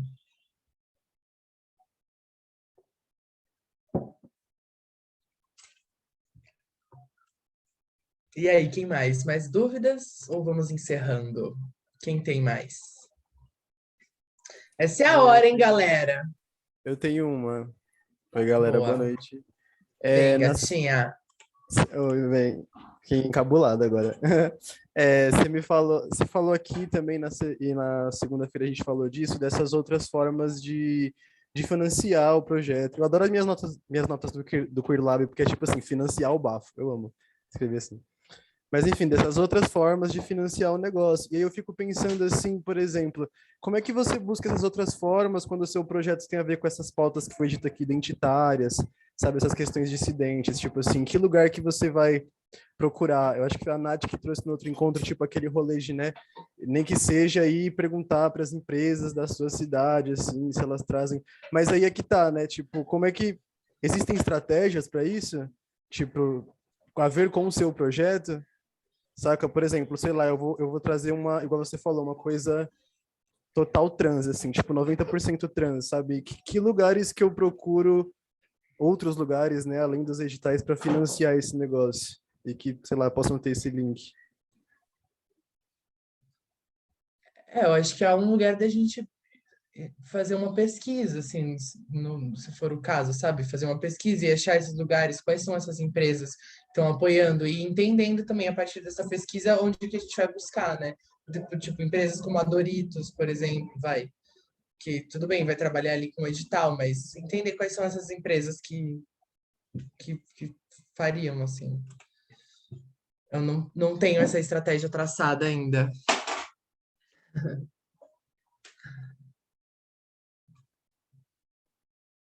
O Prozas é uma boa ferramenta para achar esses lugares? Olha aí, o Prozas. Ah, sim, rola essa seleção mesmo dos editais, não é verdade? Avisa.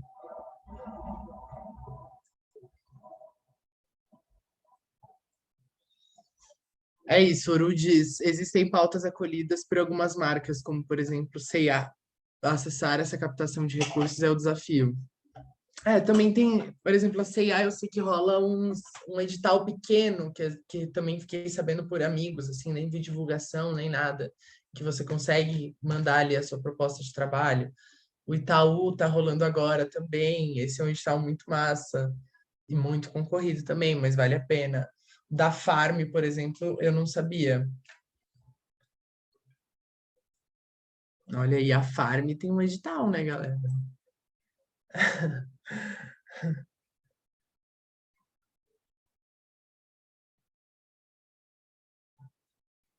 Olha aí, a Gabi diz, vale a pena assinar a newsletter do Prozas. As empresas maiores sempre anunciam lá. As empresas pagam para divulgar lá no Prozas. Massa, Elza, manda o link sim, com certeza. Sempre bem-vindo. O Gabs, eu ia só, não sei se é bem uma pergunta, mas é um pouco dialogando assim, que eu acho, para mim a grande dificuldade é porque, em geral, alguns dos projetos que eu desenvolvo ou que eu tenho vontade de desenvolver, que eu gostaria de ter dinheiros para desenvolver, estão num campo de produção, de reflexão ou de estética, que estão muito nesse lugar dissidente. E aí, tipo, para mim, é sempre uma grande dificuldade como conseguir transformar esse projeto, que eu desejo fazer algo que realmente foda-se a galera, mas como conseguir transformar esse desejo num projeto aprovável, sabe? Tipo, para mim, a grande lombra é essa, assim, tipo, como fazer isso? Enfim, tu estava falando disso com, com a Núclea, né? E eu acho que tem, né? É um rolê parecido, assim. Ai, não sei, não é bem uma pergunta, talvez entender o que é isso que vocês foram encontrando nessa repetição de editais, que táticas são essas, sei lá. Amiga, é isso, né? Tipo, como fazer um trabalho que fala sobre o cu ser aprovado por pessoas que não conseguem falar sobre cu, não conseguem ouvir a palavra cu, sabe? É, eu não acho que exista uma resposta, assim, é um lugar da gente ir entendendo como essas coisas vão ser exigidas, e aí vai de todos esses pontos que a gente foi falando sobre qual é o edital, né? Cada um vai ser uma exigência diferente, cada um vai ser uma negociação diferente. Acredito que seja por esse lugar, assim. Gabs, eu posso falar uma coisinha? Alô, Por favor, meu amor, por favor.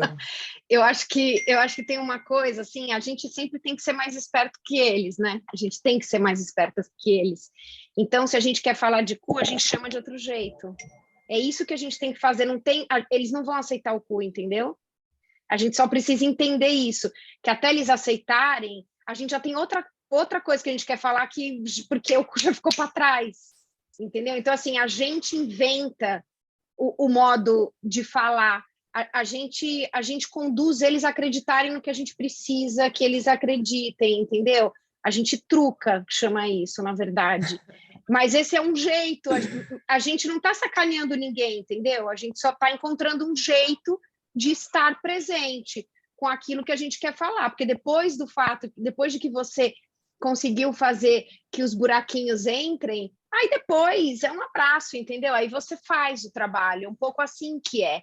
A gente aqui mesmo, a Gabi já falou várias vezes, a gente as pautas a gente foi percebendo, e aí eu acho que vocês já foram falando isso bastante, que muitas vezes tem alguns assuntos que eles precisam existir antes, a ideia tem que ser mais forte. Então, a ação, você faz a ação existir no mundo, depois ela perpetua, né? Quando a gente resolve fazer Jesus travesti sozinha, é porque não tem outro jeito de fazer. Mas depois ela toma o espaço dela, para o bem e para o mal, né? Para o mal, assim, para o mal físico, né? Emocional. Mas ele se coloca, ele se impõe. Acho que é um pouco isso, assim. A gente é uma farsa, no final das contas, né? Que a gente tem que viver ali para fazer as coisas acontecerem. Então, isso é o mais importante. Mesmo os projetos, os editais de pauta, eles vão até a página 2. Aí a gente inclui um pouquinho mais de coisa, porque eles estão falando de pauta em termos muito flats, muito assim superficiais, né? É só para dizer que falam sobre, aí a gente aprofunda depois que a gente entra. Então é isso. O problema é passar da primeira fase. Em todos os editais é assim, não tem nenhum edital que está super, uau, sou super livrão, adoro, topa nada. No fundo é tudo farsa também, então a gente faz. A gente inventa um modo disso existir e depois pronto, aí segue. Aí depois que entrou, ninguém tira. A gente brinca, né, muito que é sobre dominar a arte do truque, né? E é sobre isso, né, amor? E jogando o jogo deles, assim, e fazendo isso acontecer, como a Gabi falou, assim. Acho que é sobre isso. Olha, gente, a Nath mandou aqui no chat. Pessoal, atenção, caps lock, assim, ó, urgência, para todo mundo ler. Pessoal, atenção, segunda-feira vamos falar sobre acessibilidade. Um assunto urgente, riquíssimo, em possibilidades para a gente discutir de verdade dissidência nas artes. Esperamos vocês. Todos os encontros vão ficar gravados e a gente vai compartilhando no WhatsApp e logo menos vão estar no site do Risco. Na quarta que vem, a gente vai iniciar as mentorias de projetos para apoiar vocês nos seus projetos. Fiquem ligados no grupo do WhatsApp. É isso, assim. Então, na segunda-feira que vem, a gente tem a troca com o Péricles, que vai trazer a questão da acessibilidade. Na quarta-feira, a gente finaliza o primeiro módulo com esse encontro de mentoria. Tá bom? Então, acho que a gente vai encerrando por aqui hoje. E se tiver mais dúvidas, vamos conversando lá no grupo que está todo mundo online e todo mundo vai trocando também. Tá bom? Acho que é isso. Muito obrigada pela presença de vocês nessa noite, mais uma vez. E vida longa ao Queer Lab, que todo mundo sobreviva aqui até o final, hein? Quero ver. É sobre isso. Beijinhos para vocês. Boa noite para todo mundo. Fiquem bem. Hasta luego, carinhos. Boa noite. Boa Boa noite. noite, até a próxima.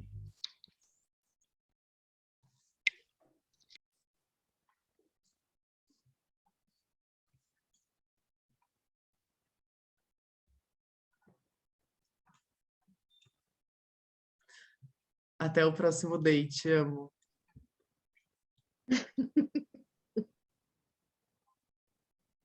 A Nath saiu? Saiu.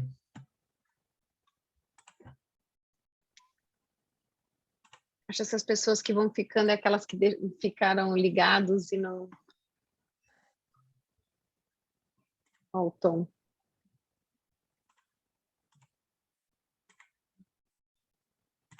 Acabou! Tchau, Gabi. Tchau, meu Beijo, Gabi. amor. Saudade de Beijo. você. Saudade Boa noite. muita. Muita, Beijo. muita. Abração. Beijo, Muita. menino. Tchau. E aí, carinho? Foi ótimo, arrasou, viu? Tá aliviada? Obrigada. Você gostou aliviada? mesmo? Gostei, acho que você foi super honesta, falou as coisas que você sabia, o que não sabia, dividiu com a galera, foi ótima. Foi ótima, Ai, arrasou, que ótima bom. mesmo. Muito bom. Tá mais leve? Tô tranquila. Vou tomar um Ai, que vinho bom. agora. Isso, agora você toma um vinho, meu amor, e E amanhã... me preparar para a estreia. Pronto, um dia de cada vez, Gabs. É Tá isso. sendo assim, uma emoção por dia. Sexta-feira, meu amor, você fica na cama o dia inteiro. É sobre. Tchau, Obrigada, meu amor, viu, arrasou. Gabi? Obrigada a você. Um beijo. Tchau, Beijo. lindona. Boa noite.